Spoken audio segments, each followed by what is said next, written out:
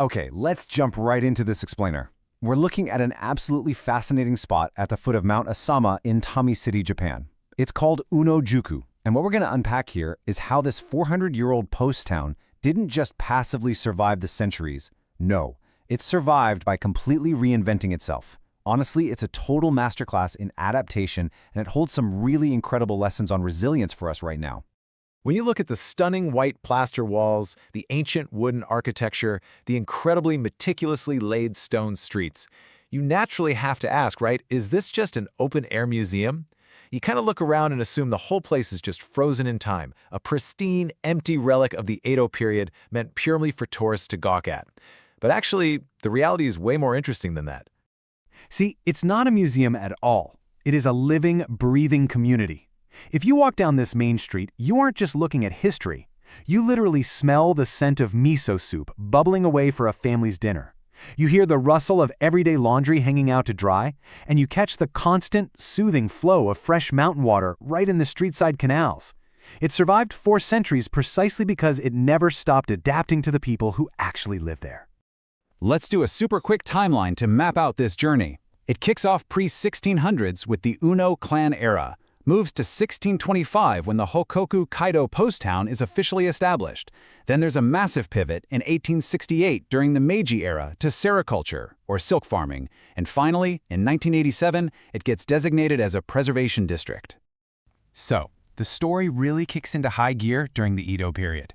The Tokugawa shogunate took control, realized they needed more than just the main 5 routes to connect Japan, and bam, they developed the Hokkoku Kaidō in 1625. Unno-juku was set up as a vital post town right in the thick of it. And just like that, a quiet agricultural area was transformed into a booming travel hub. This road became a massive, bustling artery of life. You can think of an Edo period post town kind of like a combined highway rest stop, hotel, and post office. You had merchants hauling heavy goods, pilgrims making the exhausting trek to Zenkoji Temple, and even daimyo processions, which were these massive, highly choreographed parades of feudal lords on their mandatory travels. It was basically a highway of commerce, information, and culture all wrapped into one. As the town thrived from all that massive foot traffic, residents poured that newly generated wealth right back into their homes, inventing some seriously brilliant architectural technologies along the way. And what's absolutely crucial to grasp here is that while these buildings look incredibly gorgeous to us today, they were fundamentally built as functional tools. Every single detail you see was engineered for commerce, surviving brutal snowy winters, and just managing everyday life. First up, take the Unno koshi. This is that beautiful, tightly spaced wooden latticework on the storefronts. It perfectly illustrates how form meets function. It basically acted like a 17th century one-way mirror. Merchants sitting inside could easily keep an eye on the traveler traffic, spot potential customers, or, just be nosy neighbors, all while keeping their own living spaces completely private. Plus, it left those cool summer breezes flow right through the house. Now, if you look up toward the edges of the roofs, you'll notice the udatsu. These are those short, raised walls protruding outward. Originally, strictly practical firewalls. In a dense town made entirely of connected wooden houses, a fire would be absolutely devastating. So the udatsu physically stopped flames from jumping roof to roof. But as merchants got wealthier, these evolved into super elaborate status symbols. Having a grand udatsu meant your family had truly made it. Finally, there's the dashibari zakuri structure. It's this clever architectural style where the second floor literally pushes out and overhangs the first floor. Along a crowded, highly valuable street, this was just a genius way to squeeze out maximum interior space on a tiny plot of land. And keep this in mind, this specific feature, this wide-open second-floor space, would quite literally save the entire town in its darkest hour. Enter the 19th century and the Meiji era. Japan rapidly modernizes. Railways pop up across the country, completely bypassing the old walking routes like the Hokkoku Kaidō. Practically overnight, the foot traffic vanishes. The bustling post town is suddenly staring down catastrophic economic ruin. A lot of historic post towns across Japan literally just faded into ghost towns during this exact window. But Unno-juku, they did something incredible. Faced with total collapse, the town executed a brilliant pivot. The road was undeniably in decline. Trains were taking over, travelers were gone, historic inns were shutting down left and right. But the residents countered by going all in on sericulture, raising silkworms. At the time, raw silk was Japan's biggest global export.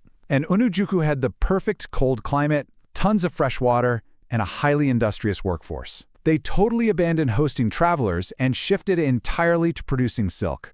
So, how exactly do you pull off a massive shift like that?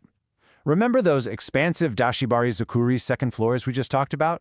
Well, they turned out to be the perfect ready-made silkworm nurseries. Families took their old inns and completely adapted them. They added kinuki, these small vents on the roofs to carefully control the airflow. Silkworms are incredibly sensitive to temperature and humidity, so the entire house essentially became a massive, breathable climate control machine operated around the clock by the family. And here's the real kicker, the absolute key takeaway from this era. The wealth generated from that silk boom gave the residents the capital they desperately needed to repair and maintain their historic buildings. Instead of tearing down the old structures to build cheap modern housing when the economy shifted, they adapted what they had. They patched the plaster, they fixed the roofs. The silkworm boom completely bridged the gap, carrying these Edo-era buildings safely into the modern era. Which brings us to 1987. Unno-juku gets officially recognized as an important preservation district for groups of traditional buildings. But here's the most crucial part of that. This preservation wasn't just slapped on them by outside historians. It was driven entirely by the residents themselves. They made the proactive and honestly often difficult choice to protect the town's historical exterior while carefully updating the interiors so they could actually continue living modern lives inside them. That is exactly why today, the water still flows through those very same canals to water the neighborhood gardens. It's why you'll see a totally modern bicycle leaning casually against a 400-year-old wooden pillar. You'll literally see local craftsmen out there patching the white plaster exactly like they did centuries ago. The buildings aren't roped-off exhibits behind museum glass, they are actively lived in and loved. It's an unbroken chain of human habitation. This brings us to a really profound thought from the source material for this explainer. Preservation is not freezing the past, it is coexisting with the present. It's so easy to think that saving history means trapping it in amber, ripping out all the modern conveniences. But Unno-juku proves, without a doubt, that the truest form of preservation happens when a town is allowed to continue to breathe, adapt, and actually serve the people who call it home. So knowing this town's incredible, layered journey of survival, from powerful samurai clans to bustling post roads to ingenious silkworm nurseries to a beautifully preserved modern community, I want to leave you with one final thought. When you finally get the chance to walk down the ancient, stone-paved streets of Unno-juku, what era will you see? Because if you look closely enough, they're all still right there.